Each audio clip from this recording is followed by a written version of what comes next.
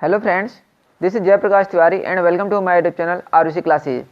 आज की वीडियो में हम 10th क्लास के लिए साइंस चैप्टर पढ़ेंगे जो कि रहेगा धातु और अधातु।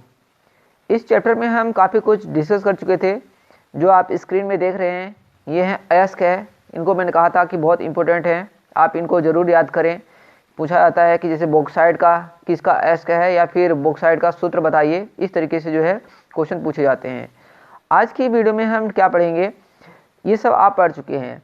आज की वीडियो में हम पढ़ेंगे जैसे संक्षारण या फिर जिसको कोरोजन बोलते हैं, जंग लगना, ये क्या होता है।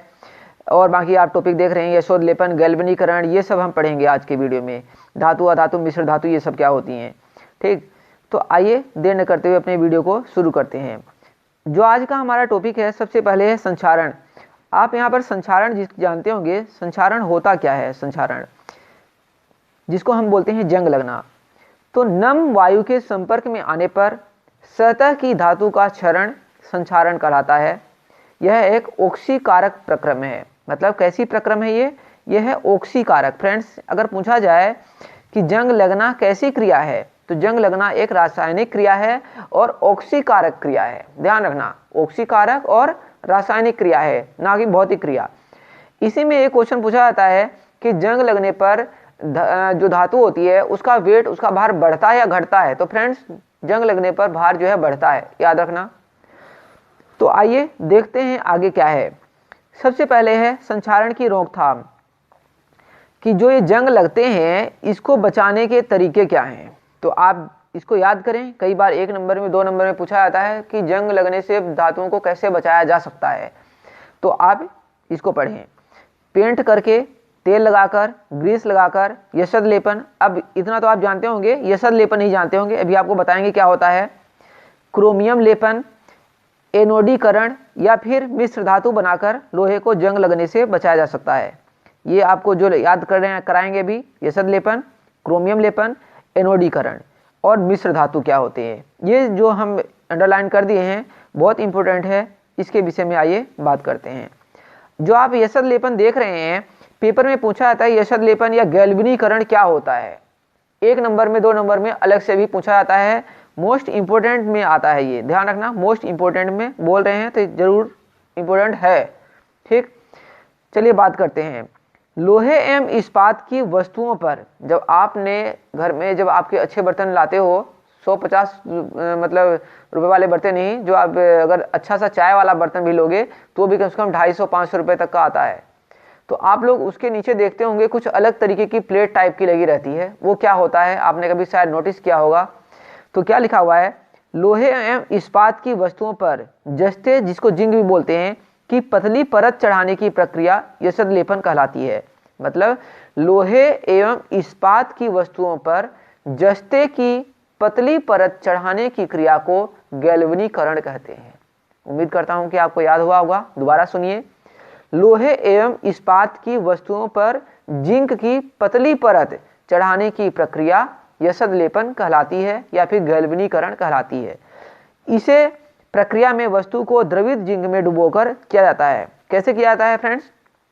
सबसे पहले तो इस्पात का या लोहे का बर्तन बना लिया जाएगा, ठीक है।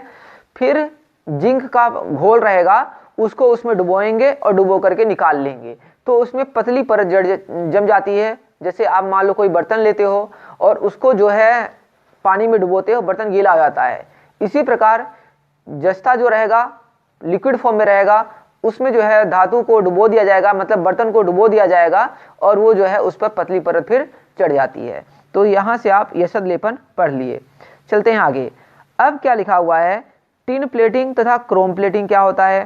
टिन तथा क्रोमियम धातु संक्षारण रोधी होते हैं, अतः जब लोहे की वस्तु पर टिन धातु की पतली परत को इलेक्ट्रोप्लेटिंग द्वारा निक्षेपित कर दिया जाता है तो आयरन तथा इस्पात वस्तुएं संक्षारण से सुरक्षित हो जाती हैं। तो नोट क्या लिखा हुआ है, जब धातु की सतह पर अन्य धातु की पतली परत को विद्युत धारा की सहायता से चढ़ाया जाता है तो इसे इलेक्ट्रोप्लेटिंग कहते हैं।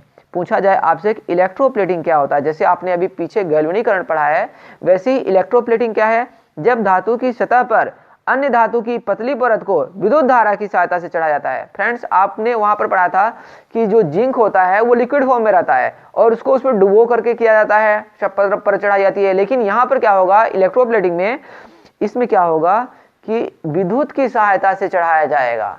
ठीक है, जब धातु की सतह पर अन्य धातु की पतली परत को विद्युत की सहायता से चढ़ाया जाता है तो इसे इलेक्ट्रोप्लेटिंग कहते हैं। चलेंगे आगे, धातुओं को मिश्र धातु में परिवर्तित करके मिश्र धातु भी पढ़ेंगे। जब धातु के गुणों में सुधार की विधि है जिसमें दो या दो से अधिक धातुओं को मिलाते हैं। मतलब मिश्र धातु क्या होती है, दो या दो से अधिक धातुओं को एक निश्चित अनुपात में, ध्यान रखना फ्रेंड्स, निश्चित अनुपात में मिला करके मिश्र धातु बनाई जाती है। अब रंगाई करके धातु की सतह को किसी अम्ल विरोधक रंग से या पेंट करके, रंगाई करके धातु वायु या किसी विलयन के प्रभाव से बच जाती है। जैसे आप लोग अपने घरों की अलमारियों में, खिड़कियों में पेंट करते हो, किस लिए, ताकि वो वायु के संपर्क में न आए और बची रहे। ये ग्रीस या तेल लगाकर, ये ग्रीस नहीं है, ग्रीस है। जब ग्रीस या तेल को लोहे की वस्तु की सतह पर लगा देते हैं तो नमी इसके संपर्क में नहीं आती है, इससे जंग से सुरक्षित रह जाती है। उदाहरण जैसे लोहे के पुर्जे था, मशीनों को ग्रीस से पोत देते हैं। अब हम बात करेंगे सबसे पहले उपधातु क्या होते हैं, जिसको मेटलॉइड्स भी कहते हैं।